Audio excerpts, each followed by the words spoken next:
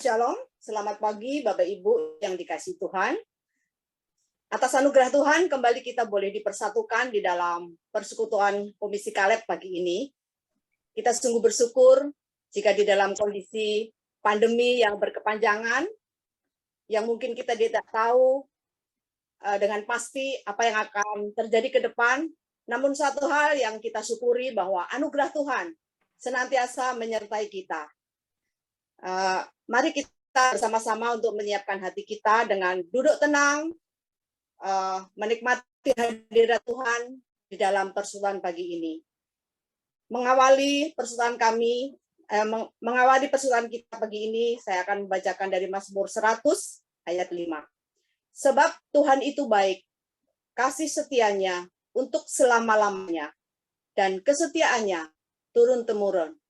Itulah janji Tuhan yang harus kita pegang erat. Sekalipun kondisi belum pasti, namun kita tetap yakin bahwa kasih setia Tuhan selalu ada bagi kita. Itu mari kita bersama-sama untuk menaikkan satu pujian, kasih-Nya seperti sungai. Kita dengan hati yang penuh syukur, kita pujikan pujian ini.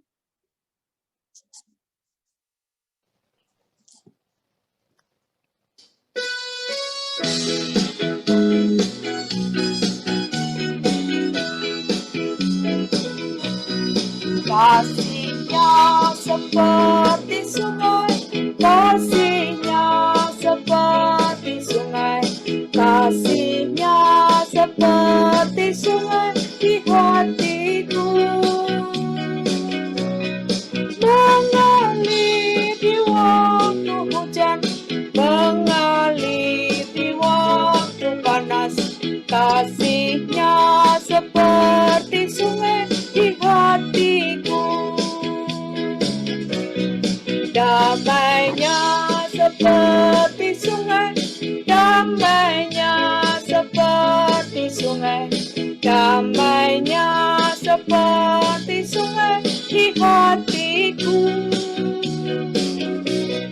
Mengalir di waktu pagi, mengalir di waktu petang, damai-Nya seperti sungai di hatiku. Berkat-Nya seperti sungai, berkat-Nya seperti sungai, berkat-Nya seperti sungai di hatiku. Mengalir di waktu siang, mengalir di waktu malam, berkat-Nya seperti sungai di hatiku. Berkat-Nya seperti sungai di hatiku. Kasih-Nya seperti sungai di hatiku.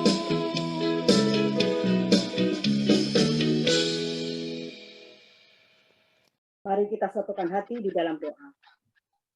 Tuhan Allah Bapa kami yang di surga, kembali Tuhan kami datang kepadamu. Di dalam segala kondisi kehidupan kami saat ini Tuhan, mungkin kami datang dengan segala kegelisahan kami. Kami datang dengan segala ketidakberdayaan kami. Kami datang dengan segala membawa pergumulan kami. Namun Tuhan, kembali kami boleh diingatkan akan kasih Tuhan yang boleh kami nikmati hari lepas hari. Tuhan, sungguh kami bersyukur karena anugerah Tuhan boleh persatukan kami kembali. Kami boleh menikmati Tuhan dan memuji nama-Mu.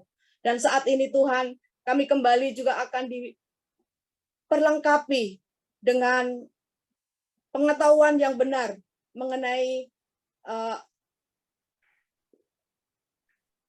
pandemi saat ini Tuhan. Tuhan, sungguh kami bersyukur jika Engkau telah utus hamba-Mu yang setia, yaitu Dr. Robert Sinto yang akan membagikan ilmu bagi kami, sehingga di dalam kegelisahan kami, di dalam segala ketidakpengetahuan kami boleh dicerahkan, kami boleh dikuatkan kembali dengan pengertian yang benar, sehingga ketika kami mendengar akan sharing nanti Tuhan, hati kami tidak menjadi takut, namun kami menjadi penuh hikmat daripada Tuhan di dalam menyikapi setiap hal yang ada. Sekali lagi Tuhan, kami juga mau menyerahkan persekutuan ini Tuhan. Dari awal hingga akhirnya, biarlah nama-Mu saja Tuhan yang dipermuliakan. Dan biarlah Tuhan, Kau juga berkati semua koneksi yang ada, semua sarana yang dipakai, semua boleh menjadi alat bagi Tuhan untuk menunjang jalannya persekutuan pagi ini Tuhan. Tuhan, kami bersyukur, kami menyerahkan untuk setiap Bapak Ibu yang boleh hadir saat ini. Biarlah Tuhan juga yang berikan ketenangan hati, Tuhan yang berikan hati yang fokus di dalam Engkau Tuhan. Sehingga ketika kami boleh memuji Tuhan, kami boleh mengikuti persekutuan ini, kami sungguh-sungguh mengalami jamahan dan kasih anugerah Tuhan. Terima kasih Tuhan, terima kasih kami mau menyerahkan waktu ini ke dalam tangan Tuhan. Di dalam nama Tuhan kami Yesus Kristus, kami sudah berdoa dan mengucap syukur. Amin.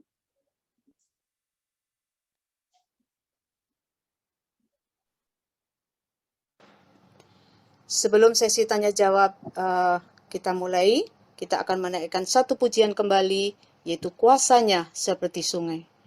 Sebab ketika Tuhan telah memilih dan menetapkan hidup kita, sesungguhnya kuasa Tuhan akan terus menyertai. Kuasanya seperti sungai.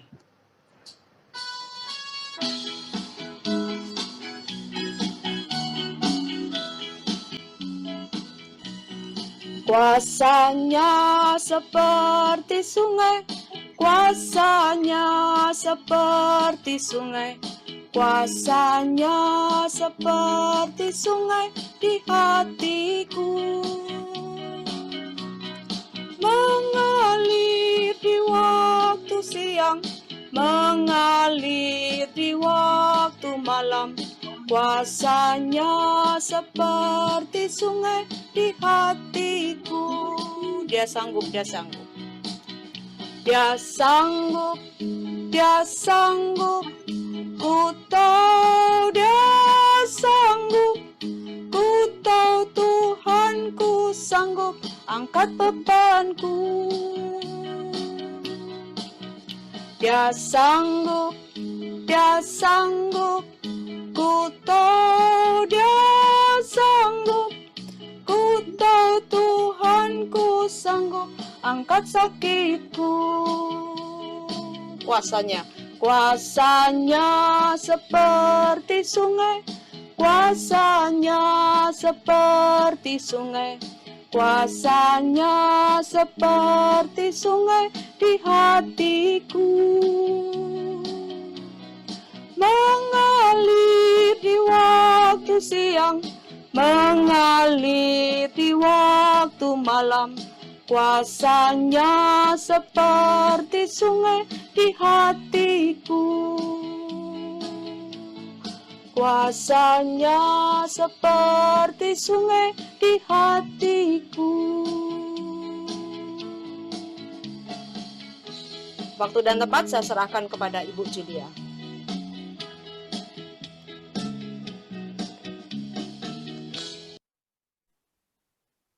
Terima kasih Bu Josephine. Terima kasih sudah memimpin kita di pembukaan persekutuan pagi hari ini. Shalom Bapak Ibu yang terkasih dalam Tuhan Yesus.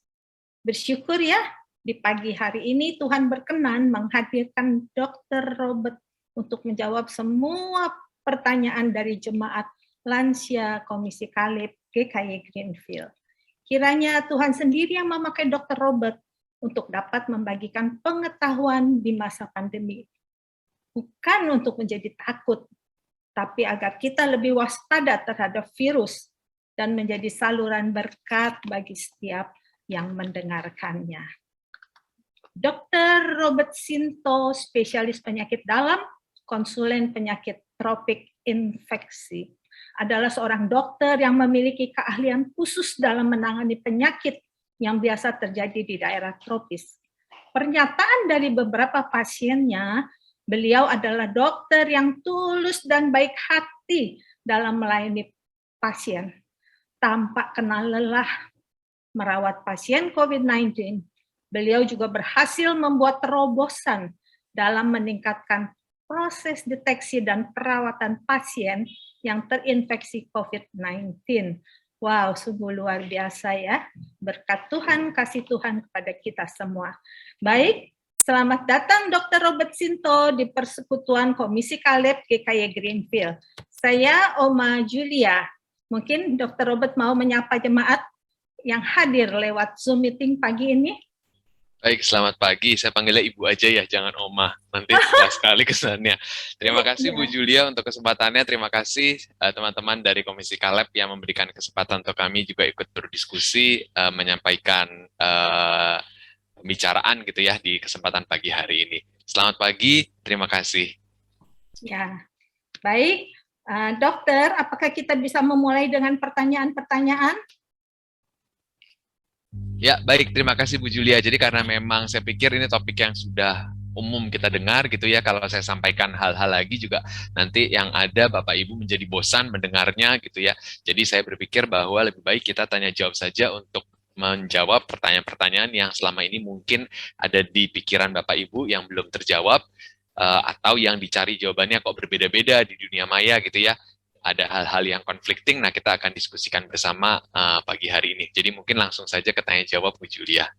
Betul, untuk menghindari hoax ya dokter ya. Ya. Kita akan mulai dengan pertanyaan yang pertama. Pertanyaan yang pertama adalah, hasil ronsen penyintas COVID tampak paru-parunya berkabut. Apakah bisa hilang dengan sendirinya atau harus diobati? Dan apa tanda-tanda yang harus kita lakukan jika terdapat tanda-tanda gejala COVID?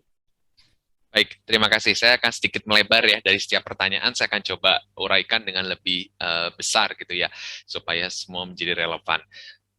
Pertama, jadi kalau kita temukan di hasil ronsen, ditemukan gambaran seperti kabut. Kabut itu jadi putih-putih gitu ya. Pada keadaan normal, paru-paru kita itu kalau di ronsen berwarna hitam.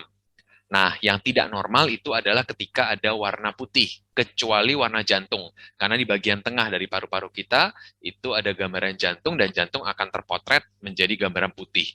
Nah, di luarnya, di kiri dan kanannya, itu memang kalau ada putih-putih atau kabut, itu menjadi sesuatu yang tidak normal. Nah, kabut itu bisa disebabkan karena banyak hal. Yang pertama, yang paling sering adalah infeksi. Yang kedua, kalau dia tidak ada gejala infeksi, jadi orang yang sudah sembuh dari infeksi, kadang-kadang putih-putih itu tidak sepenuhnya bisa hilang, karena dia akan berubah menjadi jaringan parut. Nah, kalau saya buat ini menjadi lebih mudah, saya ambil contoh misalnya jerawat, atau kita baru jatuh. Jadi kalau kita baru jatuh, itu kan ada luka, ada koreng di bagian kulit kita. Nah, sesudah sembuh, itu kan bisa jadi beberapa orang kulitnya itu mulus kembali seperti biasa gitu ya, Bu. Tetapi ada kala lain, kulitnya itu tidak mulus seperti biasa, tapi ada sisa seperti jaringan parut. Jaringan scar gitu ya, kalau orang-orang katakan jaringan scar. Nah, jaringan scar ini biasanya bisa menetap. Sifatnya itu tadi individual. Ada orang yang bisa mulus kembali, ada orang yang jaringan parutnya muncul kembali. Hal yang sama juga terjadi di paru-paru kita. Jadi pada beberapa orang, putihnya itu bisa bersih semua. Bisa hilang, bisa kembali seperti sedia kala. Tetapi kalau satu infeksinya sedemikian luas dan lama, itu kadang-kadang putih-putihnya atau jaringannya itu tidak bisa kembali mulus seperti semula, menyisakan gambaran putih-putih seperti jaringan parut. Nah, gambar putih-putih ini bisa jadi dalam arti kutip menetap untuk seumur hidup bahkan pada beberapa kasus. Nah, tidak perlu khawatir selama fungsinya kembali, selama dia tidak butuh lagi oksigen, selama aktivitas seperti biasa sudah bisa kembali, maka nggak perlu khawatir, nggak perlu cemas dengan putih-putih tersebut. Nah, tapi yang perlu kita waspadai adalah ingat foto terakhir kita.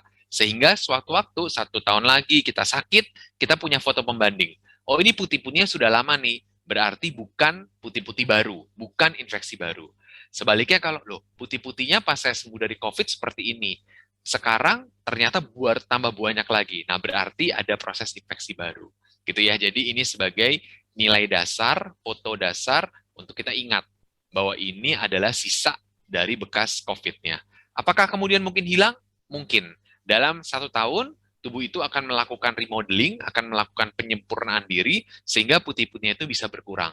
Gitu. Tapi yang saya mau garis bawahi adalah tidak perlu takut selama aktivitas kita bisa kembali seperti biasa, kita tidak butuh oksigen, tidak menjadi lebih cepat capek, Nah, maka nggak perlu khawatir, putih-putih ini bisa jadi hanya sisa dari masa lalu. Mungkin itu jawaban saya, Bu Julia. Mudah-mudahan bisa membantu. Kalau ada yang tidak jelas, boleh terkait dengan topik ini, boleh langsung ditanyakan gitu ya. Atau kalau saya bicara yang terlalu cepat juga boleh disampaikan, sehingga saya bisa lebih memperlambat tempo bicara saya. Terima kasih, Bu Julia. Terima kasih Dokter Sinto, sangat jelas. Ya, nggak apa-apa ya, seperti muka yang kena jerawat, sisa-sisa jerawatnya nggak masalah sepanjang itu tidak menjadi infeksius yang baru ya dok. Terima kasih penjelasannya sangat jelas dok. Kemudian pertanyaan yang kedua dok, opasitas ground glass minimal, OGGM, normalkah? Kalau gambaran ini ada di paru selama lebih dari 4 bulan setelah pasien COVID sembuh. Dan apa hubungannya OGGN ini dengan kondisi paru, dok? Ya, sama seperti tadi Bu Julia, terima kasih. Jadi OGGM atau opasitas ground glass itu bisa dilihat kalau kita melakukan pemeriksaan CT scan. Jadi kalau ronsen kita hanya lihat putih-putih saja. Nah, kalau memang kita lakukan CT scan, kita bisa lebih detail melihatnya apakah memang ini betul yang putih-putih tadi adalah opasitas ground glass. Nah, sama seperti tadi penjelasannya, dia seiring dengan waktu lama-lama akan berkurang. Apalagi kalau kata-kata bacanya itu minimal. Minimal itu artinya benar-benar tipis sekali, yang tidak signifikan secara klinis, tidak bermakna secara klinis. Jadi nggak perlu masalah, nggak perlu takut. Tadi prinsipnya sama, dibiarkan saja, dan tidak perlu dilakukan CT scan berulang-ulang hanya untuk mengecek bahwa dia sudah bersih atau tidak. Jadi itu hanya menghambur-hamburkan biaya yang pertama, dan yang kedua, memaparkan tubuh dengan radiasi berlebihan yang tidak diperlukan. Dan kita tahu bahwa memaparkan tubuh dengan radiasi yang tidak diperlukan itu kan sesuatu yang mungkin di masa depan akan menimbulkan dampak yang tidak baik. Nah, jadi tenang saja, selama tidak ada keluhan baru, tidak ada gangguan baru, maka silahkan tenang dan tidak perlu dilakukan CT scan ulang, nanti dia akan menghilang atau menetap dengan sendirinya. Itu mungkin Bu Julia yang bisa saya klarifikasi. Iya, baik. Untuk ibu-ibu yang mengajukan pertanyaan ini, 2 pertanyaan ini cukup membuat hati kita tenang ya. Kita nggak usah khawatir, yang penting kita tetap bisa beraktivitas, tetap bisa bersenam canmecau, itu oke kondisi tubuh kita. Puji Tuhan, Dr. Sinto diutus sama Tuhan untuk hadir di kita, menjelaskan supaya kita terhindar daripada segala kekhawatiran. Kemudian dok, kita masuk ke pertanyaan yang ketiga, itu yang sangat lagi top saat ini, yaitu antibody. Ya, antibody ini dok. Nah, setelah kita menerima vaksin kedua, kapan waktu yang terbaik untuk kita mengecek antibody kita? Ya, terima kasih Bu Julia. Ini memang pertanyaan yang sangat marak sekali. Saya berikan tinjauan umum dulu ya. Antibody itu barang apa, dan kemudian apakah memang betul kita perlu periksa untuk praktek sehari-hari ya, untuk kehidupan sehari-hari. Jadi antibody itu kekebalan, ukuran kekebalan yang kita ukur sesudah, ada 2 kemungkinan. Yang pertama sesudah kita terinfeksi, atau yang kedua sesudah kita vaksinasi. Jadi ini adalah indikator kekebalan tubuh. Nah, apakah ini merupakan satu-satunya indikator kekebalan tubuh? Jawabannya tidak. Jadi kekebalan tubuh kita itu secara umum ada 2 kelompok besar. Yang pertama adalah kekebalan yang dihitung dengan antibody tersebut, yang sifatnya berupa cairan dalam arti biologis. Nah, yang kedua adalah sebetulnya kekebalan yang diperantarai oleh sel tubuh. Jadi yang satu cairannya, yang satu sel tubuh. Nah, yang diukur dengan pemeriksaan antibody itu hanya satu komponen saja dari kekebalan umum yang kita bisa dapatkan sesudah kita vaksinasi ataupun sesudah kita sakit. Nah, apakah kekebalan karena COVID itu diukur dengan antibody?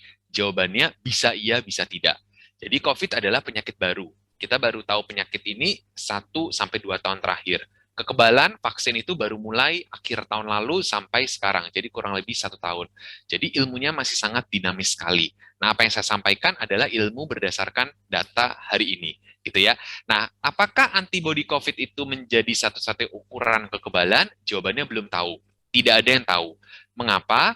Karena tadi penyakit baru kita bandingkan dengan hepatitis. Kalau hepatitis, orang sudah divaksin, maka orang akan dianjurkan untuk mengukur antibody. Karena kita tahu, ilmu sudah tahu bahwa yang berperan di dalam kekebalan terhadap hepatitis adalah antibody tersebut. Nah, ini berbeda dengan COVID. Gitu ya. Apakah memang ini berhubungan? Jawabannya belum tahu dan masih diteliti. Sehingga sebetulnya pemeriksaan antibody itu sekarang dianjurkan untuk taraf penelitian, bukan untuk taraf digunakan di masyarakat. Nah, ini jadi salah kaprah karena banyak yang menggunakan kesempatan ini untuk menawarkan pemeriksaan-pemeriksaan seperti antibodi tersebut tadi. Nah, sampai sekarang pun Amerika misalnya itu tidak pernah menganjurkan pemeriksaan antibodi sesudah vaksinasi untuk tujuan praktek sehari-hari. Mengapa? Alasannya yang pertama tadi karena kekebalannya kita tidak tahu apakah antibodi saja atau antibodi plus seluler.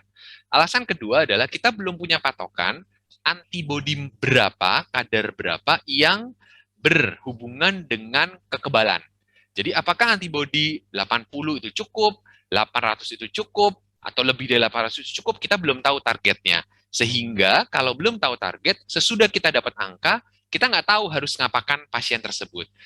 Yang sering saya lihat adalah hanya menjadi bahan-bahan perbandingan pembicaraan. Oh, saya mah 400, oh saya mah 800 gitu. Tapi kalau datang ke dokter, tidak ada satupun dokter yang menganjurkan, oh kalau 400 artinya Anda harus vaksin ulang atau booster ulang. Oh kalau 800 Anda tidak perlu vaksin ulang. Oh kalau udah lebih dari 800 artinya Anda tenang saja. Anda ketemu pasien COVID juga nggak usah pakai masker. Kan nggak ada bunyi seperti itu juga.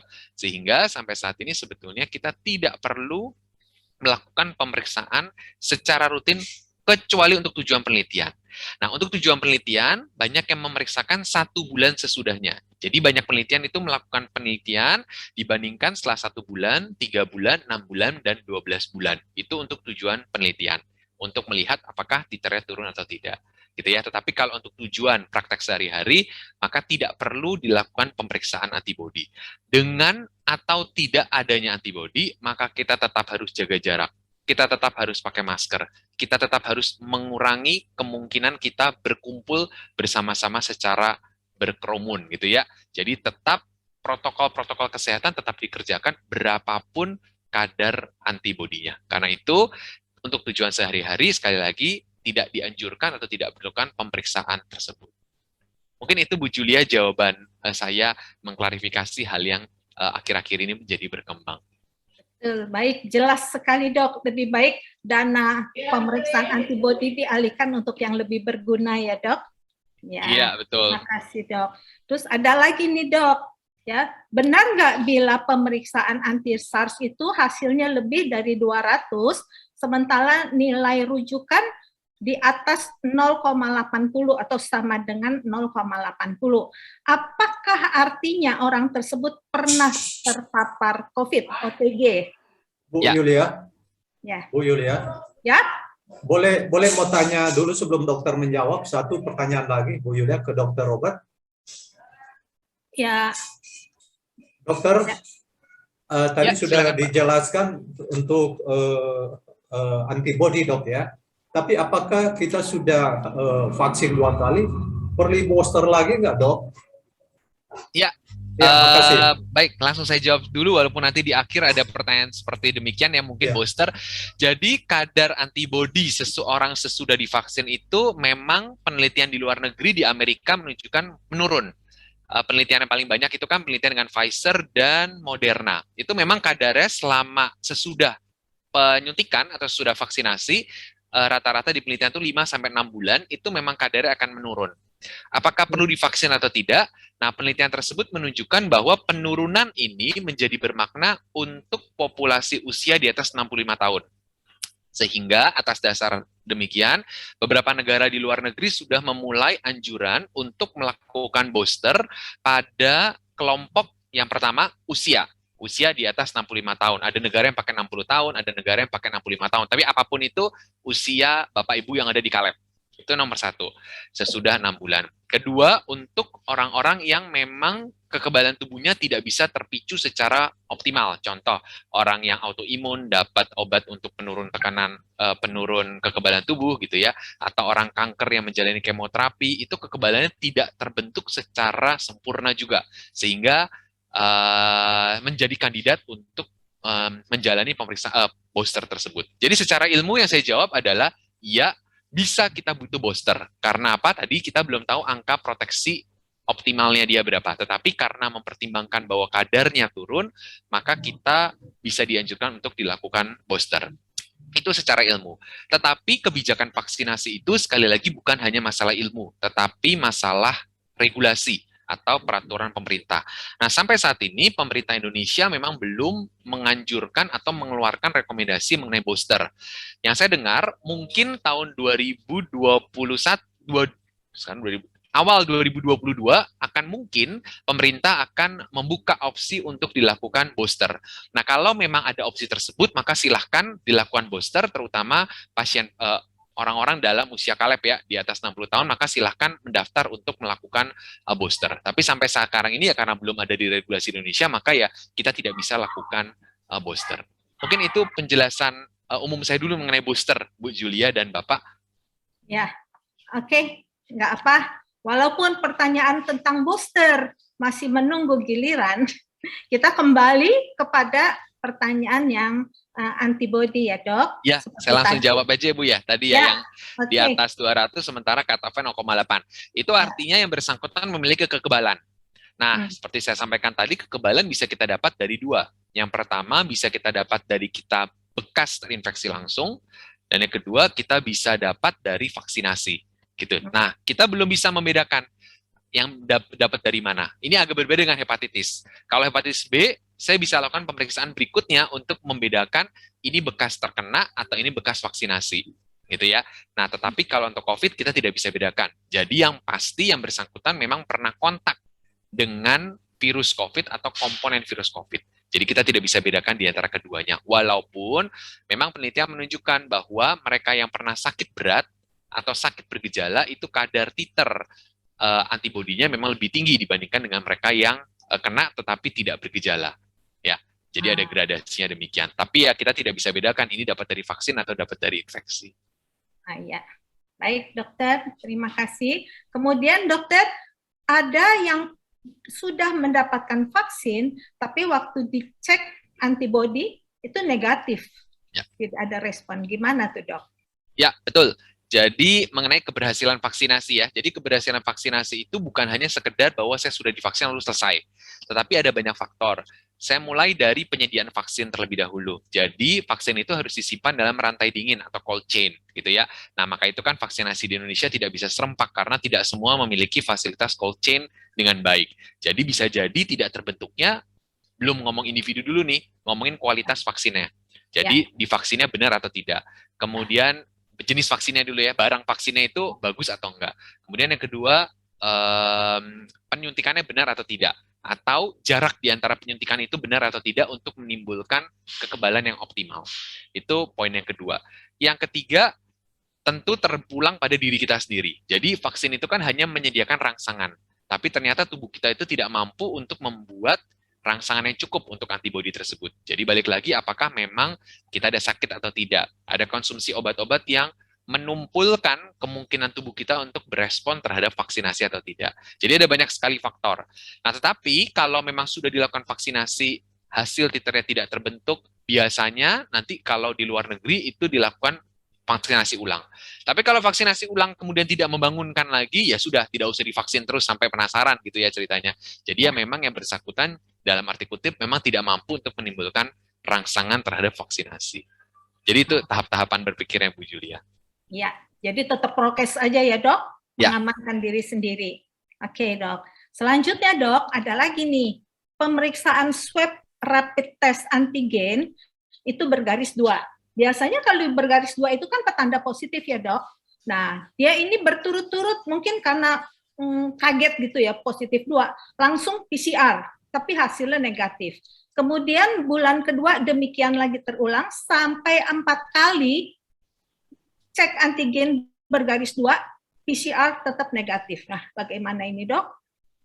Ya, jadi tadi hasil dari swab-nya kalau misalnya strip 2 gitu ya, untuk yang pemeriksaan antigen gitu ya, memang itu adalah tanda yang hasilnya positif gitu ya. Jadi memang hasil pemeriksaan rapidnya 2 ya berarti positif. Nah, sekarang dia berturut-turut ada gitu ya, setiap kali PCR hasilnya, setiap kali PCR negatif tapi hasil antigennya positif terus gitu ya ceritanya. Ya. Yang mau saya sampaikan adalah kita tidak pernah menggunakan penanda PCR atau swab untuk menyatakan kesembuhan gitu ya. Karena apa? Karena kesembuhan itu ditentukan hanya dari yang pertama gejala membaik atau tidak. Kedua, kalau dia memang ringan atau sedang, itu sesudah masa isolasi terlewati. Jadi kalau sedang itu kan 14 hari. Sesudah 14 hari tidak ada gejala, 14 hari terlewati dari hari pertama, tidak ada gejala, maka yang bersangkutan kita bisa nyatakan sembuh. Selesai. Gitu ya. Jadi untuk tujuan kesehatan, kita tidak perlu lakukan pemeriksaan swab berulang. Kecuali kalau mau keluar negeri atau mau keluar kota gitu ya, yang naik kendaraan umum ya harus swab berulang untuk tujuan tersebut. Nah, dengan kita mengerti konsep tersebut, maka kita akan terhindar dari pertanyaan seperti ini. Dengan kita tidak melakukan pemeriksaan tanpa gejala, ya kita jadi nggak usah bingung dengan angka hasil positif atau negatif di hasil PCR atau antigen. Nah, pada keadaan tidak sesuai antara PCR dengan antigen, maka kita lebih memegang hasil PCR. Jadi tidak usah dipegang hasil antigen swab tersebut karena PCR jauh lebih spesifik dan dibandingkan dengan pemeriksaan antigen. Itu mungkin jawaban saya, Bu Julia. Ya, PCR ya lebih oke daripada antigen ya.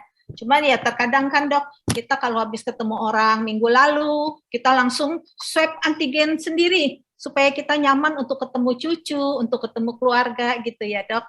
Mungkin hanya untuk lebih pede dok. Ya. Nah, kemudian kita nyampe di pertanyaan tentang booster, ya dok. Nah, tadi ada beberapa yang sudah tanya tentang booster dan udah dijawab. Nah, jadi sekarang pertanyaan vaksin yang pertama dan yang kedua itu Sinovac. Booster harus jenis yang sama ataukah boleh berbeda? Itu pertanyaannya. Itu pertanyaan yang terima kasih Bu Julia. Jadi lagi-lagi ada kami sedang melakukan penelitian gitu ya untuk membandingkan respon yang cross dengan respon yang setara. Jadi apakah vaksinasi dasarnya dibandingkan dengan yang lain atau di booster dengan yang sama itu responnya lebih bagus yang mana? Jadi sekarang saya belum punya jawabannya. Tetapi kalau di luar negeri bisa cross. Jadi misalnya pertama, kedua dengan Pfizer, kemudian nanti di booster dengan Moderna, tidak masalah. Sebaliknya juga sama. Moderna dengan Pfizer juga sama. Gitu ya. Jadi boleh, kalau cross juga boleh, nggak apa-apa. Toh juga kalau kita lihat yang Kementerian Kesehatan menggunakan untuk tenaga kesehatan, kan boosternya dengan Moderna semuanya, padahal 1 dan 2 dengan Sinovac. Jadi kita bisa putar apapun gitu ya. Tetapi penelitian untuk membandingkan secara langsung mana lebih bagus, nah itu menjadi penelitian yang sedang dikerjakan. Oke, jadi no problem merek apapun oke ya dok? Ya, jadi merek apapun boleh. Yang memang di luar negeri menjadi perhatian adalah AstraZeneca gitu ya. Jadi AstraZeneca itu kan bukan mRNA ya, dia kan pakai viral vector. Nah, memang belum ada penelitian yang menunjukkan bahwa apakah 2 viral vector yang pertama ditambah dengan yang ketiga itu aman atau tidak. Jadi untuk AstraZeneca, nah itu belum ada penelitian besarnya, gitu ya. Sekali lagi vaksin itu kebanyakan masalah penelitiannya adalah masalah yang terkait dengan regio produsen. Kan Pfizer dan Moderna itu punya Amerika gitu ya cerita. Jadi penelitian mRNA itu banyak sudah berkembang. Sementara penelitian AstraZeneca itu kan dari Eropa. Nah itu kalau 2 pertama plus 1 AZ aman atau tidak, nah itu memang belum ada jawabannya. Tapi kalau Sinovac dengan Moderna, Sinovac dengan Pfizer, kalau melihat dari kebijakan yang ada sekarang sangat dapat digunakan. Iya. Nah, melihat kondisi sekarang dok, ya. Jarak berapa lama yang bagus untuk kita para lansia mendapatkan booster. Jadi misalnya vaksin pertama, vaksin kedua, kemudian jarak 5 bulan mendapatkan lagi vaksin ketiga dan keempat, ya. Terus perlu berapa lama lagi tuh untuk vaksin yang kelima dan keenam seperti itu? Ya, kita belum tahu Bu jawabannya Bu Julia. Tetapi kalau udah 2 kali vaksin tambah 2 kali 3 dan 4 itu menurut saya sih sampai sekarang ini ya nggak pernah ada protokol yang mengerjakan itu gitu ya. Dan sebetulnya harus hati-hati, vaksin itu benda asing tetap saja gitu ya. Jadi jangan terlalu sering bahwa saya divaksin 100 kali gitu saya menjadi lebih kebal. Oh belum tentu gitu. Kenapa?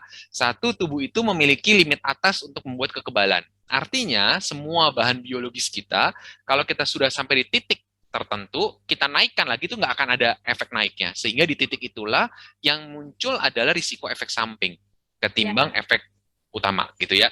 Jadi tidak ada satu negara pun yang sampai saat ini menganjurkan sesudah 2 kali vaksin, di mana vaksin yang ketiga dan yang keempat. Saya tahu banyak di lapangan secara dalam arti kutip menyalahartikan kebijakan tersebut. Jadi misalnya dia di UNI, dia dapat vaksin 2 kali kan, karena kita kan cuma bisa maksimal 2 kali. Terus dia pergi ke luar negeri untuk mendapat vaksin ketiga. Di luar negeri dia ngaku-ngaku di Indonesia belum dapat vaksin, sehingga dia bisa divaksin ketiga dan keempat di luar, gitu ya. Nah itu bisa terjadi di dunia sekarang ini, karena kita belum kebijakan yang merata di semua negara kan, belum link gitu ya, belum bisa jadi satu. Tapi hati-hati, kita belum punya data penelitian, sehingga kita belum tahu apakah tindakan seperti tersebut justru akan memicu efek samping ketimbang efektivitas. Ya, jadi berlebihan itu belum tentu sesuatu yang baik. Nah, yang kedua, tidak pernah ada satupun negara yang menganjurkan booster itu paket lengkap. Yang namanya booster itu hanya 1 kali vaksin saja sebagai tambahan. Saya ambil contoh yang lebih sudah well established itu hepatitis B. Booster hepatitis B itu bukan berarti diulang 3 kali pemberian lagi, tapi hanya diulang 1 kali pemberian. Tetanus misalnya, sesudah pemberian awal lengkap, maka akan diulang setiap 10 tahun sekali dan pemberiannya hanya 1 dosis saja. Jadi nggak pernah diulang lagi 3 atau 5 dosis lengkap awal lagi. Gitu ya. Jadi jangan salah mengerti dengan pengertian booster itu 1 paket. Ya, jadi booster itu hanya 1 kali pemberian saja. Nah, kapan digunakan? Tadi kalau penelitian bilang 5-6 bulan, jadi memang rata-rata kita akan anjurkan 6 bulan. Kemarin Kementerian Kesehatan kan 6 bulan dari vaksin, pemberian vaksin ya untuk tenaga kesehatan. Jadi ya kita sepertinya akan menggunakan angka 6 bulan ini untuk menjadi vaksin ulangan. Nah, sesudah 6 bulan apakah perlu vaksin lagi atau tidak? Kita tunggu data penelitian lagi. Karena kan vaksin awal aja Januari kan, ini belum lewat dari fase boosternya. Jadi ya ini penelitian yang masih ongoing, masih berjalan, jadi kita tunggu saja, sabar. Tapi sekarang ini kalau memang nanti pemerintah membuka kemungkinan untuk booster, maka sudah jelas ada buktinya bahwa memang diperlukan booster 1 kali bagi lansia. Nah, berikutnya kita tunggu hasil-hasil penelitian yang sedang berjalan. Ya, terima kasih dok. Tentu pemerintah kita sudah memikirkannya sedemikian rupa yang terbaik untuk rakyatnya ya dok. Ya. Jadi kita menunggu saja apa tindakan pemerintah dari kita untuk selanjutnya ya dok.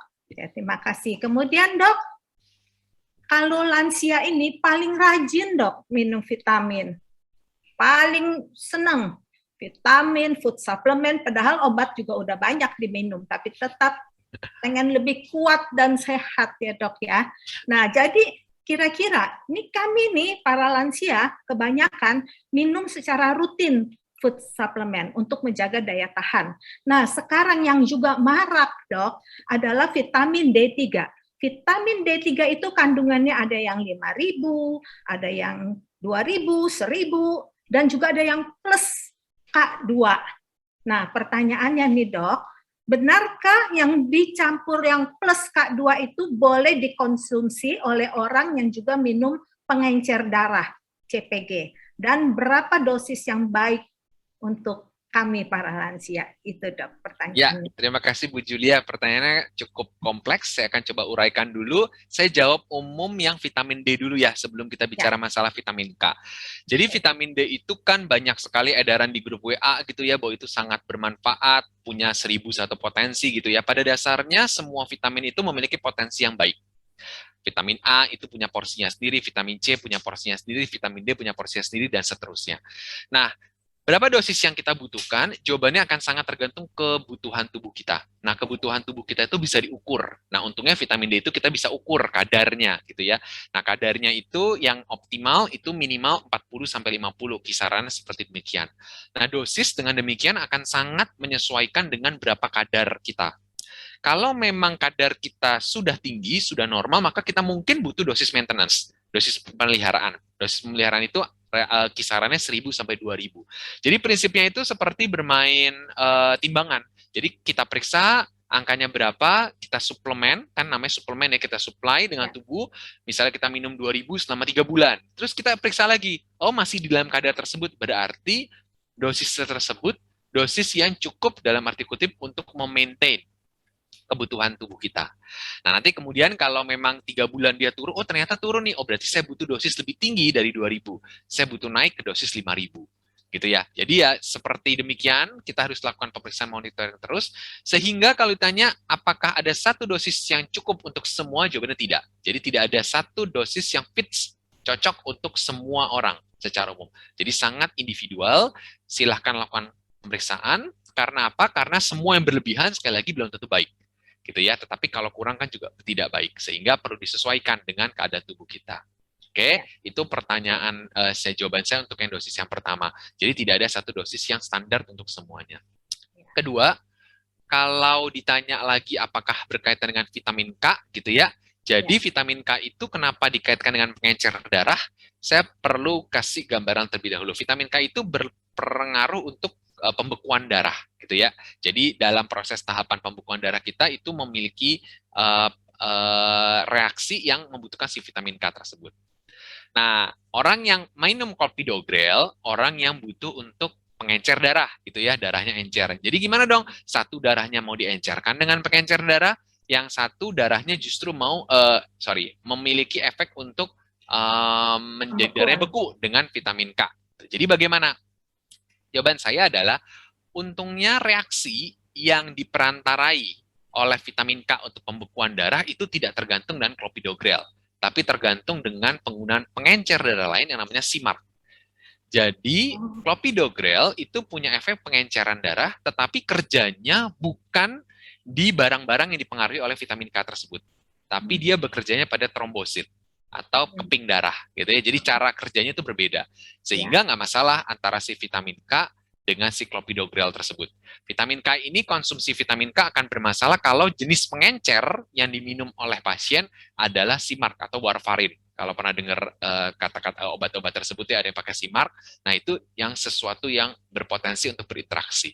Tapi kalau clopidogrel, cara kerjanya berbeda titik tangkapnya dengan yang dipengaruhi oleh vitamin K tersebut. Jadi aman digunakan. Tetapi seaman-amannya badang, tetap ingat saja apakah memang ada interaksi yang muncul, misalnya menjadi perdarahan atau menjadi efektivitasnya turun. Nah, itu bisa dikonsultasikan secara pribadi dengan dokter. Tapi apapun itu yang saya mau sampaikan, nggak apa-apa, konsumsi saja rutin. Kalau memang dibutuhkan, ya silakan konsumsi, tidak masalah. Demikian Bu Julia. Ya, ternyata vitamin pun ada dosis idealnya ya dok. Ya. Seperti timbangan tubuh kita ya, ada idealnya untuk kadar kecukupan ya. Ya apapun Tuhan pun mengajarkan kepada kita segala sesuatu secukupnya ya dok ya. Oke, terima kasih dokter. Kemudian ini setelah D, kita turun ke C. Bukan dari C ke D nih dok, dari D ke C. Nah, vitamin C pun demikian dok. Ada yang dosis 1000, ada yang 5000. Nah, sekarang yang lagi marak juga vitamin C plus zinc dan vitamin C plus kalsium. Nah, yang mana yang cocok untuk lansia, dok? Ya, terima kasih. Jadi vitamin C sekarang ya Bu Julia ya. Kalau vitamin C, kita bedakan lagi ini tujuannya untuk pemeliharaan atau ini tujuannya untuk memboost imunitas tubuh kita kalau lagi sakit. Nah, kalau untuk pemeliharaan sebetulnya tergantung lagi jawaban pertanyaan berikutnya. Apakah konsumsi buah dan sayur kita cukup atau tidak? C itu kan ada banyak di buah dan sayur gitu ya. Kita makan jeruk gitu ceritanya, kita makan apel, itu juga ada komponen-komponen vitamin C-nya. Nah, kalau secara standar ditanya dosisnya, maka dosis 500 untuk maintenance sebetulnya dalam arti kutip sudah cukup. Tidak perlu sampai dosis 1000 tersebut. Tapi kalau memang minum saya sebut, nggak usah sebut merek deh ya, yang larut dalam air gitu kan, ada 1 gram gitu, ya nggak jadi masalah. Silahkan konsumsi dalam rentang 500 sampai 1000 tersebut. Nah, kalau Bapak Ibu mau lebih detail, sebetulnya bisa cari atau minta cucunya carikan atau anaknya yang namanya angka kebutuhan gizi, angka kecukupan gizi. Nah, itu tuh ada tuh sehari itu kita harus konsumsi vitamin C itu berapa, vitamin D berapa, bahan-bahan mineral berapa gitu ya. Kemudian kalau mau iseng ya lihat lagi bahan penukar makanan. 1 jeruk itu kurang lebih berapa komponennya. Terus kita berhitung sendiri, rata-rata tuh saya akan minum makan jeruk 1 hari gitu. Misalnya setiap hari saya pasti minum 1. Nah, dikurangin kebutuhannya. Nah, nanti akan keluar tuh. Oh, berarti saya harus tambahkan demikian. Nah, secara ajaib kalau Bapak Ibu lihat makan Bapak Ibu diukur gitu ya, ternyata banyak sekali bahan makanan kita yang kita makan sehari-hari itu sudah cukup untuk memenuhi kebutuhan mikronutrien tubuh kita tersebut. Nah, kalau sudah cukup ya udah berarti kita nggak usah pakai vitamin-vitamin tambahan, gitu ya. Jadi kalau mau iseng, lihat aja dalam sehari itu saya pola makannya seperti apa, terus hitung komposisinya. Nah, cocokkan dengan angka kebutuhan gizi. oh ternyata sudah cukup, ya udah berarti kita nggak butuh tambahan lagi. Tapi kalau oh ternyata saya itu nggak suka buah merah ya, buah oren gitu misalnya yang berwarna oren, yang kadar vitamin C-nya tinggi. Oke, berarti saya butuh untuk suplementasi tambahan. Silakan tambahkan vitamin C, gitu ya. Itu untuk kesehatan secara umum bisa kita pakai dosis tersebut. Nah, karena itu anjurannya sebetulnya kalau makan buah dan sayur itu warnanya bervariasi. Karena untuk setiap warna itu memiliki kandungan vitamin C yang vitamin yang bervariasi. Dan yang kedua selain warna tentu adalah pilihan buahnya. Jadi jangan monoton makan jeruk terus gitu ya, tapi variasikan dengan yang lain. Karena setiap buah itu memiliki kandungan yang saling melengkapi satu sama lainnya. Nah, sekarang apakah perlu tambah zinc atau tidak? Nah, zinc itu kan jadi marak juga kemarin karena COVID ya, dia penting untuk imunitas tubuh. Tapi kalau untuk kebutuhan sehari-hari ya sama tadi, tidak perlu kita secara rutin menambahkan gitu ya vitamin zinc gitu ya, kalau memang angka kecukupan gizi kita tuh udah cukup gitu untuk vitamin zinc. Sama seperti tadi pertanyaan satu lagi selain zinc adalah kalsium gitu ya. Sama kalsium juga. Saya minum susunya ternyata banyak banget gitu ceritanya satu hari. Nah itu kan udah sumber kalsium. Saya nggak minum susu tapi saya tuh suka banget dengan ikan teri. Ikan teri kan kita makan nggak mungkin kita kupas kan, ya kecil sekali kan pasti kita makan sama tulangnya, durinya gitu kan. Itu sumber kalsium juga. Ya udah cukup ternyata konsumsi kalsium kita, nggak perlu lagi ditambah gitu ya. Jadi beda-beda sangat tergantung dinamika makanannya. Karena itu kalau ditanya sebetulnya tidak ada satu dosis vitamin yang standar untuk setiap orang. Nah harus tailor-made, datang konsultasi bisa ke dokter, nanti dokter akan hitungkan kebutuhannya apa. Oh ternyata dia tuh jelek tuh di kandungan magnesiumnya misalnya. Maka kita butuh suplementasi magnesium. Gitu ya. Kalau nggak mau repot lagi, sebetulnya ada pemeriksaan logam berat. Jadi semua bisa diperiksa tuh, zinc, magnesium gitu ya. Tapi lagi-lagi itu bukan untuk konsumsi hari-hari, sebetulnya untuk konsumsi penelitian. Itu bisa dikerjakan untuk periksa apakah memang kita butuh suplementasi tersebut. Itu mungkin Bu Julia hal-hal praktis yang bisa kita pakai sebagai patokan. Ya, betul. Ini sangat berguna supaya lansia tuh jangan ditawarin apapun, beli gitu ya, masukin ke dalam tubuh untuk lebih kuat. Belum tentu ya dok, kalau memang nggak diperlukan itu semua percuma ya dok, terbuang percuma. Nah dok, tadi kan kita banyak bertanya tentang masukan vitamin, masukan macam-macam lah pokoknya supaya kuat dan sehat. Nah sekarang kita akan berbicara bukan hanya apa yang dimasukkan, tapi apa yang dibuang dok. Nah ini ada ya pertanyaan, setelah sembuh dari COVID-19, BAB tidak lancar, walaupun sudah minum probiotik tablet, setiap hari 1 tablet. BAB itu bisa mencapai 4 hari baru 1 kali. Nah untuk memperlancar BAB ini harus dibantu apa? Padahal udah banyak minum makan buah, ya udah banyak makan sayuran, sumber serat sudah cukup. Tapi BAB 4 hari baru 1 kali dok. Nah ini tolong dijawab dok. Ya, terima kasih Bu Julia. Jadi saya sedikit menyinggung dulu mengenai pola BAB normal untuk lansia gitu ya. Jadi jangan salah paham bahwa saya harus setiap hari BAB untuk lansia. Kalau saya nggak BAB 1 hari, maka saya berarti nggak normal. Maka saya harus tambahkan obat gitu ya. Nah, belum tentu jawabannya. Seiring dengan usia, maka akan terjadi perubahan pola buang air besar yang dalam arti kutip kita terima sebagai kenormalan. Berapa sih angka normal untuk lansia? Jadi 2-3 kali per minggu untuk lansia itu masih bisa kita kategorikan normal. Selama tidak ada keluhan tambahan lain. Keluhan tambahan lain itu misalnya, kok perut saya jadi kembung, nggak bisa keluar sama sekali. Gitu ya. Tapi saya 2-3 kali, nah itu berarti ada yang abnormal. Gitu. Tapi kalau kita tidak ada keluhan sama sekali, aktivitas kita tidak terganggu, perut kita tidak ada keluhan, maka 2-3 kali per hari itu normal. Jadi kita tidak perlu lakukan penambahan obat, karena obat itu bahan kimia. Nanti dia akan bertimbang interaksi dan sebagainya. Jadi itu dulu kadar kenormalan. Kedua, yang mempengaruhi buang air besar itu, satu, makanan. Tadi udah disinggung oleh Bu Julia ya.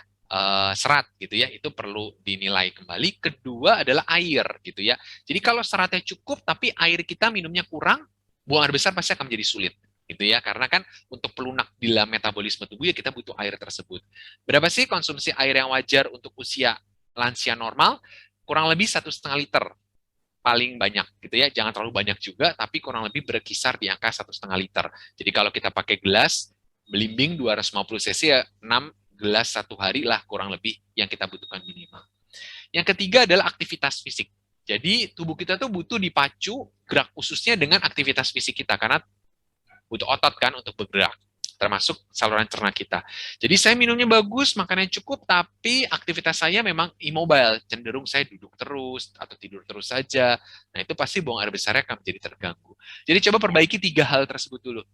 Makanannya perbaikan, minumnya diperbaiki, ketiga aktivitas gitu ya. Nah, kalau memang sudah baik semua, modifikasi makanan boleh. Modifikasi makanan itu bisa dengan mengkonsumsi misalnya virgin coconut oil, minyak ya. Jadi kan itu minyak alami yang juga memperlancar pencernaan gitu ya. Atau tadi konsumsi probiotik itu juga bisa untuk memperlancar pencernaan. Oke, semuanya bagus, nggak ada apa-apa, tapi saya tetap tidak buang air besar. Langkah berikutnya adalah lihat apakah memang kita ada tanda bahaya atau tidak. Tanda bahaya itu apa? 1, berat badan turun. Saya susah buang air besar, sedikit buang air besar, berat badan saya turun. Atau yang kedua, nafsu makan saya menjadi berkurang. Jadi nggak lancar. Buang air besar saya membuat nafsu makan saya berkurang. Ketiga, riwayat keluarga dengan keganasan atau tumor di saluran cerna. Berdarah yang ada hubungan satu darah dengan kita, ada tumor usus gitu misalnya. 4, saya susah buang air besar, tapi sekali keluar buang air besar ada darah di kotoran saya. Nah, kalau ada tanda-tanda bahaya tersebut, segera datang ke dokter. Karena apa? Kita butuh diperiksa segera, kita butuh bila diperlukan dilakukan teropong atau kolonoskopi. Karena itu bisa jadi gejala awal dari tumor atau masalah di usus kita. Gitu ya. Jadi step-stepnya kurang lebih seperti demikian Bu Julia. Mudah-mudahan bisa membantu. Iya, terima kasih Dok, sangat membantu. Ya, jadi Oma-opa ingat, daripada nonton drakor lebih baik berolahraga sedikit dan ringan. Ya, nggak boleh diam terus. Kadang-kadang kalau nonton drakor suka pada lupa, Dok. Saking serunya, terutama ibu-ibu ya, Dok. Senang sekali dengan drama Korea, Dok. Ya, ya. Oke, terima kasih dokter. Kita masih ada waktu beberapa menit. Apakah boleh jemaat yang hadir mengajukan pertanyaan mungkin? Boleh, Dok? Boleh, silahkan Bu Julia. Ya, silakan, karena ada beberapa pasien dokter yang mengatakan, aduh saya mau dong, saya mau. Oma. Nah, silakan. Oma, saya mau nanya dong, Oma. Ya, siapa ini? Wekim, Oma. Oh iya, oke, silakan tanya dokter. Iya, Dokter Sinto, saya mau nanya dok. Kami kan udah pernah terpapar COVID, kemudian kita kan dikasih waktu itu ada vitamin C, vitamin D. Nah, pertanyaan saya adalah vitamin D itu memang udah tidak kita konsumsi atau kita mau pergi nih dalam waktu yang lama baru kita konsumsi 1 biji kalau keluar. Terus vitamin C itu saya pribadi sih kadang seminggu sekali saya konsumsi 1 biji, tapi kadang saya nggak konsumsi dok. Nah, apakah itu mesti dikonsumsi atau saya taruh di kulkas saja gitu dok? Pertanyaan saya itu aja. Oke. Terima kasih Bu Julia, saya coba langsung jawab ya pertanyaannya. Jadi yang tadi konsumsi vitamin, jadi vitamin itu memiliki waktu paruh. Jadi sesudah dia masuk ke dalam tubuh kita, itu dia akan hilang dalam waktu sekian jam. Itu tiap vitamin beda-beda. Jadi konsumsi yang vitamin setiap hari Senin Kamis saja gitu ya. Nah kalau memang waktu paruhnya hanya 1 hari, itu sebetulnya kita hanya men-top up. Tubuh kita itu hanya 1 hari Senin aja gitu. Selasa Rabu ya kita kosong sebetulnya. Sehingga kalau memang kita butuh suplementasi, kita akan butuh konsumsi rutin sebetulnya vitamin C. Atau vitamin D atau vitamin apapun itu. Karena cara kerja vitamin seperti demikian. Itu yang pertama dulu. Kecuali memang beberapa sediaan vitamin yang memang didesain oleh produsennya untuk dilepas lambat. Jadi sesudah kita konsumsi 1 hari, memang dia akan lepasnya pelan-pelan gitu ya. Jadi Selasa Rabu ya memang masih punya efeknya gitu ya. Itu masalah sediaan. Itu nomor 1 jawaban saya. Jadi boleh kalau memang kita merasa bahwa kita sedang tidak fit, kita sedang butuh aktivitas tinggi, kita butuh top up atau booster dari vitamin tersebut, ya silakan konsumsi untuk jangka waktu pendek. Sesudah itu selesai ya stop. Gitu ya. Itu untuk yang masalah konsumsi vitamin. Tapi kalau memang tidak ya jangan hindarkan cuma Senin Kamis saja gitu. Atau seminggu sekali gitu. Nah itu menjadi tidak berguna, mendingan nggak usah sekalian konsumsinya. Ya kecuali kalau memang beberapa sediaan yang memang bisa lepas lambat. Kedua, apakah perlu disimpan di udara kamar atau di kulkas? Setiap obat itu sebetulnya memiliki keterangan cara penyimpanan. suhu penyimpanan gitu ya. Jadi tolong dibaca di masing-masing karena saya nggak bisa kasih tips umum karena ada beberapa obat justru yang kalau disimpan di kulkas itu rusak, menggumpal gitu. Ada beberapa obat yang justru kalau disimpan di udara terbuka yang kena sinar matahari dia teroksidasi, rusak juga. Karena apa? Satu, komponen, yang kedua lagi pelarut. Jadi beda-beda nih, kadang-kadang ada yang dilarutkan dengan minyak, ada yang dilarutkan dengan alkohol gitu ya untuk obat tersebut. Jadi tolong baca manufaktur masing-masing di botol obat. Sekarang mulai jeli. Tadi saya tipsnya satu, saya himbau adalah ukur kebutuhan tubuhnya dengan yang disediakan oleh obat. Jadi lihat komposisi. Yang kedua sekarang cara penyimpanan, gitu ya. Cara penyimpanan itu berkaitan dengan satu, suhu berapa sampai berapa derajat, gitu ya. Boleh kena sinar matahari langsung atau tidak. Dan yang berikutnya adalah lama durasi sesudah dibuka. Jadi sesudah dibuka itu obat ada keterangannya. Harap dikonsumsi dalam 3 bulan sesudahnya atau dalam 6 bulan sesudahnya. Jadi coba mulai teliti membaca obat untuk melihat komposisi dan cara penyimpanan supaya mendapatkan khasiat yang optimal. Mungkin itu jawaban saya untuk Pak Kim. Mudah-mudahan bisa Pak Kue Kim mudah-mudahan bisa membantu Pak. Terima kasih. Terima kasih Dr. Sinto. Ya, terima kasih Oma. Ya Pak Pekim, sama-sama. Mungkin ada yang lain masih dikasih kesempatan untuk 1-2 orang lagi boleh bertanya. Iya, saya Bu Ya. Kristiani. Ya. Selamat siang Dr. Sinto. Selamat Terima siang, kasih Ibu. atas kesempatan ini. Saya mau menanyakan dengan adanya PPKM selama ini kita lansia kan di rumah terus dokter ya. Lah, dengan di rumah terus kita sering makan, duduk, aktivitas berkurang. Jadi bertambah gemuk dokter. Lah, apalagi minum vitaminnya kita minum 5 macam seperti vitamin zinc, D, terus apalagi itu ya 5 macam vitamin E ya. Apa perlu kita mengurangi vitamin tersebut atau bagaimana supaya berat badannya tidak naik terus dokter?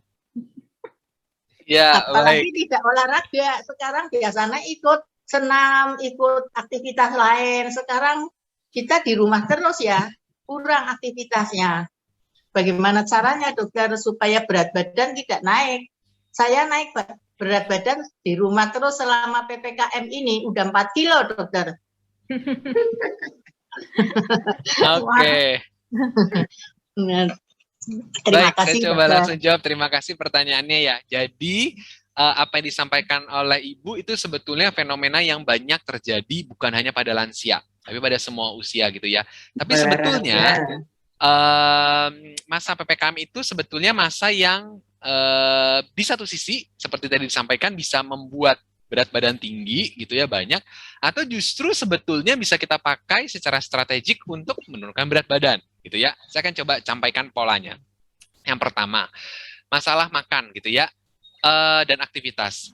Aktivitas itu tetap bisa kita kerjakan sebetulnya di rumah. Apalagi sekarang ibu-ibu lansia ini saya pikir sudah sangat canggih dan modern sekali ya, sudah bisa menggunakan YouTube, bisa menggunakan Zoom seperti ini. Maka tindakan olahraga itu tetap bisa dipandu di YouTube gitu ya. Silakan nyalakan YouTube, kemudian kalau mau senam, tinggal pilih saja minta senam apa gitu, apapun ada di situ, lalu kita bergerak sesuai dengan apa yang dicontohkan oleh instruktur. Jadi itu hal sederhana yang masih bisa kita kerjakan sebetulnya di rumah tanpa kita bertemu dengan orang lain atau di udara bebas gitu ya. Masalah yang harus dibabat adalah kemalasannya. Karena kan kalau kumpul itu kan ada seninya beda ya. Kumpul ngobrol dengan orang lain jadi lebih terpacu. Tapi sebetulnya kalau kita bisa memacu diri kita dengan kita melihat panduan dari TV atau dari YouTube, itu sesuatu yang bisa kita kerjakan di rumah sendiri. Kalau nggak punya YouTube atau nggak bisa nyalakan YouTube, hal yang ringan misalnya, jalan saja bolak-balik maju mundur di rumah. Rumah saya sempit, tinggal rumah sesempit apapun ya tinggal perbanyak aja langkah dari titik satu ke titik yang lainnya maju mundurnya. Nah itu hal sederhana yang bisa kita kerjakan. Mau lari, mau jogging ringan, sesuai dengan kapasitas tubuh bisa kita kerjakan. Atau yang masih lansia tapi muda-muda sehat gitu ya, saya susah nih untuk keluar keringat, naik turun tangga, naik 2 tangga, turun 2 tangga, naik 2 tangga, turun 2 tangga gitu ya, kalau lututnya masih bisa mengakomodir. Itu hal-hal sederhana yang bisa kita lakukan justru ketika kita ada di rumah gitu ya. Pola makan, Kalau saya selama ini jalan-jalan ke mall, nyemil terus gitu ya, tidak terhenti. Nah, sekarang di rumah itu kan waktu disiplin kita untuk makan. Jam 8 saya bisa makan, nggak ada halangan. Jam 12 saya bisa makan, nggak ada halangan.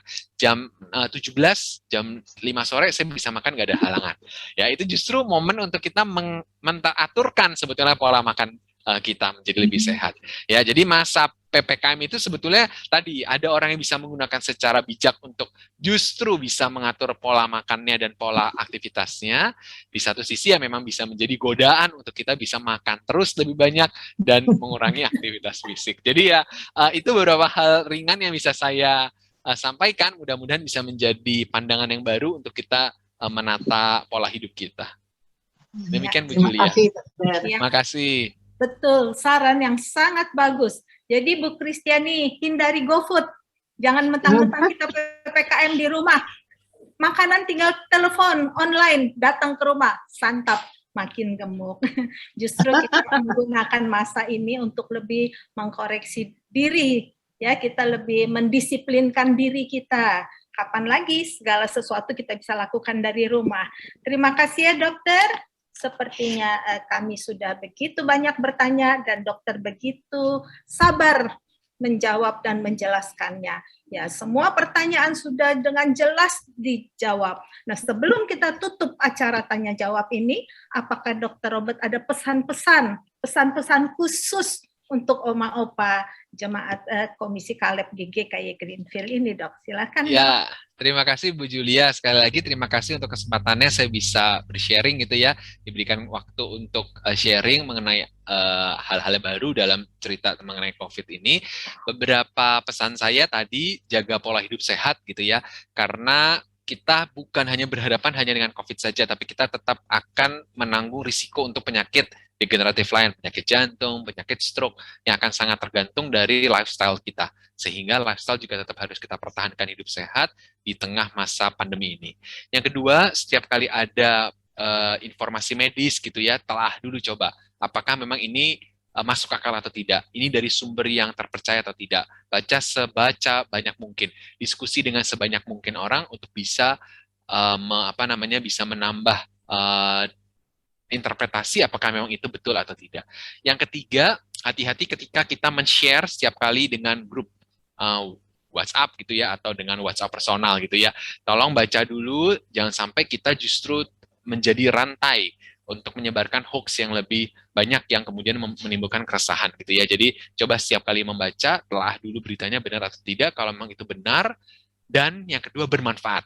Kalau dia benar dan bermanfaat, maka silakan. Tapi kalau dia hanya menimbulkan kecemasan, menimbulkan kekhawatiran, maka jangan. Mungkin aja di titik itu kita hanya khawatir saja. Tapi siapa tahu kita memposting ke grup, di grup itu ada orang yang sangat traumatik dengan berita tersebut. Nah, itu akan menimbulkan masalah psikis baru buat demikian. Jadi, coba tolong dievaluasi apakah itu bermanfaat atau tidak juga untuk orang yang akan membaca. Mungkin itu apa yang bisa saya sampaikan Bu Julia, mudah-mudahan semua jemaat dalam keadaan sehat dalam lindungan Tuhan.